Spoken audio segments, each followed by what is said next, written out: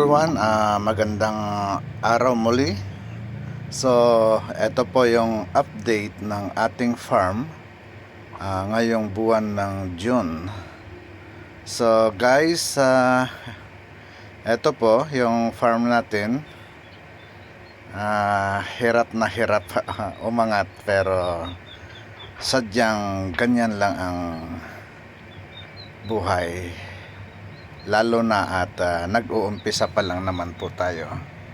So dito mayroon po tayong kasama sa farm. Bali siya ang pumalit sa mga dati nating mga tauhan na walang hiya. At ganun pa man, wala din mang nabago sa atin, guys.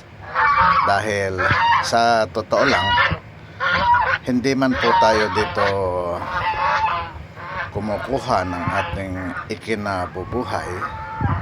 At awa ng Diyos ay eto pa rin. Mayroon tayong hinihintay habang tumatanda, may inaasahan, kumbaga. So yung mga dati nating mga tauhan na ewan kung ano ang mga nakain, pero siguro ganun talaga pag ang isang tao ay sadyang tamad. So ewan ko lang kung kumakain pa ba sila ngayon o hindi na, dahil sa totoo lang, nakikiusap si Taweng na gustong bumalik, pero para saan pa?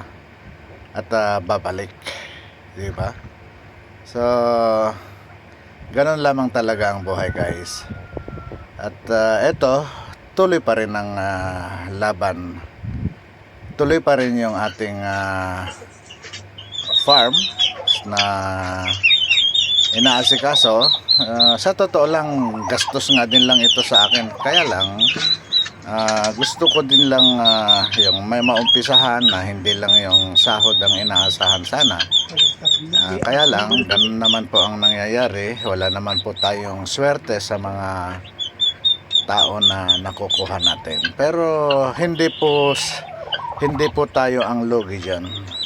Or hindi po sarili natin ang niloloko natin. So ganun lang talaga. At saka sa tanda kong ito, lumaki naman ako na wala ang mga tao na iyan sa buhay ko.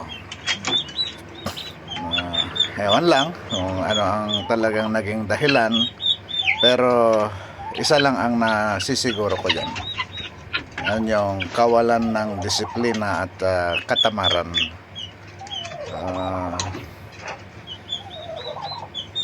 Yon sana ang gusto ko lang ipaabot sa kanila. Tignan ko kung makakakita pa sila ng tulad ko na magiging amo nila sa farm. Pero yon ay magiging lesson sa kanila. Kasinungalingan, katamaran, kung ano-ano, nandyan na sa kanilang lahat. Kaya maraming taong naghihirap dahil sa ganyang mga ugali. So ito na, guys, yung si Golden natin. At dito naman po, guys, yung mga breeder natin ng Rhode Island Red. Continuous pa rin naman ang kanilang pangingitlog. Nakakapagbenta rin tayo ng kanilang mga itlog. At kahit paano, medyo bumabalik din yung gastos natin sa kanila.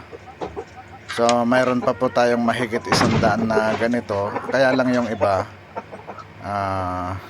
pinapakain na lang sa darak, mga ganun na lang, guys. Dahil hindi nakikita ko, hindi kayang asikasuhin ng kasama natin ngayon, si Kuya, dahil gawa ng may edad na rin. So titignan na lang natin kung hanggang saan to. Ayan, may mga itlog na sila. Kung tutuusin, hindi ko gusto yung mga ganitong setup ng kanilang paitlogan, guys. Pero kahit anong gawin natin, kung wala po tayo dyan sa Pilipinas, hindi magagawa guys. So talagang ganun lang buhay. Ang importante, hindi po ako dito kumukuha ng ikinabubuhay ng pamilya ko. Nagtry lang ako, at kung may mga tao na makukuha sana na maayos kausap, mabibigyan sila ng kanilang mga trabaho. Pero nagtry ako ng maraming beses. Kumuha ako ng mga tao ko from Mindanao, from Visaya, galing din dyan sa amin, sa kapitbahay. Pero ganun talaga guys. Pero doon mo makikita kung paano yung mga buhay nila. Yun ang gusto nilang buhay. So wala po tayong magagawa kung paninindigan nila yung sila ay mahihirap lang, or pinanganak silang mahirap. So ibig sabihin, mamamatay din silang mahirap. Ayaw nilang tulungan yung mga sarili nila. Ang alam nila na mamaltrato sila. So nasa kanila na yun. Actually, yung mga naging tao ko, never ko nga nakita sila ng personal. Pero saan sila makakakita ng boss nila na magpapakatay ng buong baboy na kakainin lang nila? Yun ang malaking pagkakamali na ginawa nila sa mga buhay nila. Nakatagpo na sila ng tao na magmamalasakit sa kanila, bubuhay sa kanila ng kapalit ang kanilang serbisyo. Pero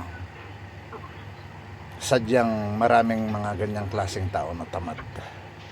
So wala po tayong magagawa. At eto, pagpapatuloy pa rin natin guys yung mga naumpisahan natin. Dahil wala naman pong masama, konting gastos lang ito. At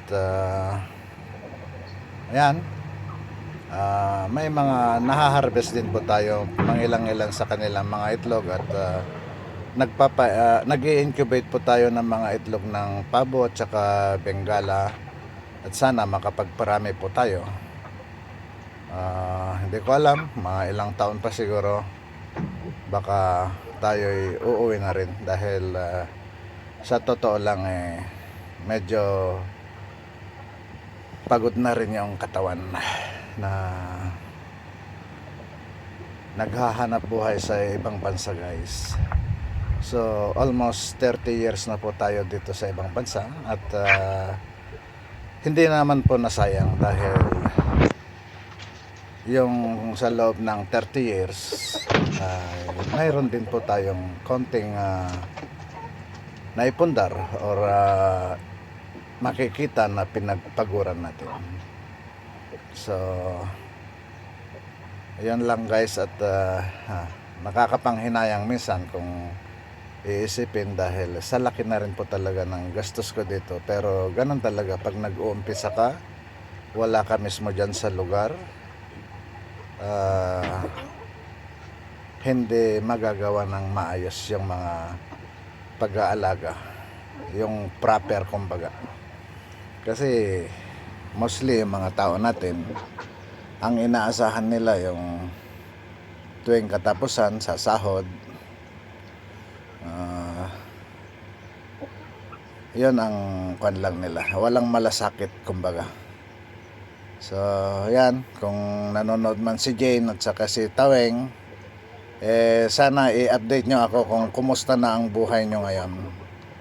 At condolence ulit sa mga namatay nyong mga magulang. Hindi na kayo nahiya, pati magulang nyo pinatay nyo ng walang oras. At sana makatagpo din kayo ng mga tao na halang ang bitoka na katapat ninyo.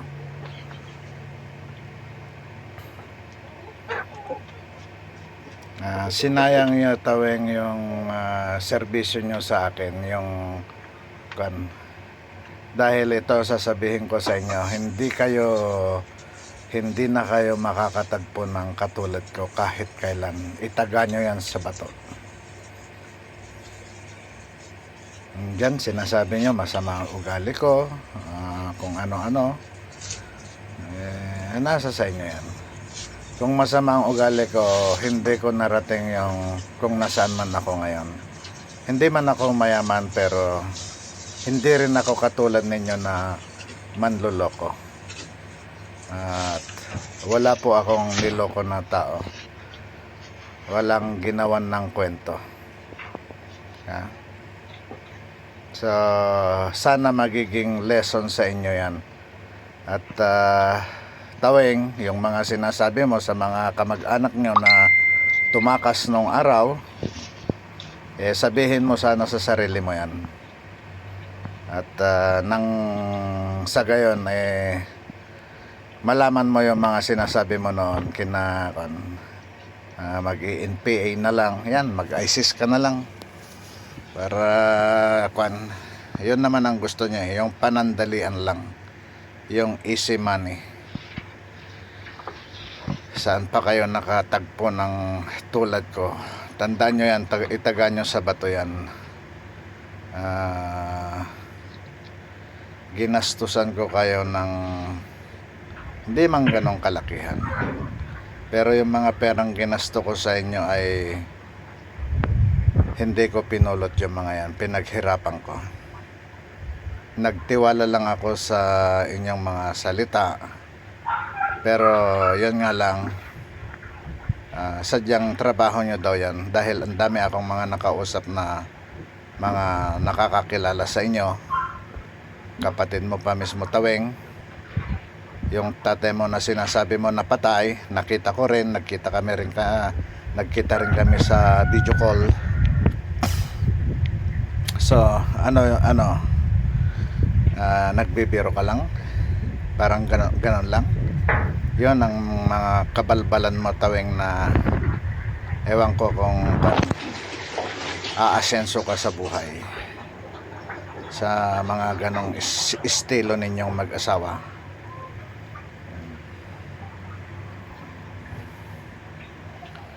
Yun ang tatandaan mo, Tawing, dahil sa mga ganyang estilo ng ugali mo, hindi ka aasenso dyan.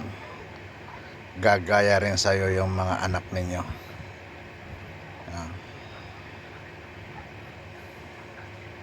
Akala mo kung sino ka kung nagsasalita, pero baliktad. Bagay, yung mga pananalita mo noon, Tawing, pinag-aaralan ko hindi na rin naman ako nagtiwala sa'yo Tapos ngayon nakikiusap ka na gusto mong bumalik sa akin or pupunta sa kapatid ko. Ano kami? Tanga-tanga. Yung ginawa mong yun, pag magkita tayo, Tawing, ewan ko lang kung anong magagawa ko sa'yo. Huwag mo nang ambisyonin na makabalik pa sa amin. O sa akin o sa kapatid ko. At saka medyo mahiya-hiya ka naman sa mga pinaggagawa nyong kasinungalingan. May lakas loob pa kayong gusto nyong bumalik. So, parang wala lang sa inyo. Doon mo makikita kung ang tao ba ay may isip or matinong pag-iisip. Alam ko hindi lang click yung plano ninyo na siguro dahil marami na kayong kanyan nakilala, may nag-offer sa inyo ng mas malaki or mas magandang trabaho, tapos yun yung kinagat ninyo. Ngayon, hindi kayo nabigyan ng ganon or hindi natupad yung mga usapan ninyo, gusto nyong bumalik ngayon. Konting hiya naman. Kung wala kayong hiya sa amin, mahiya kayo sa sarili ninyo. Baka akala nyo nang dahil sa inyo kaya kami umangat ng buhay. Hindi po.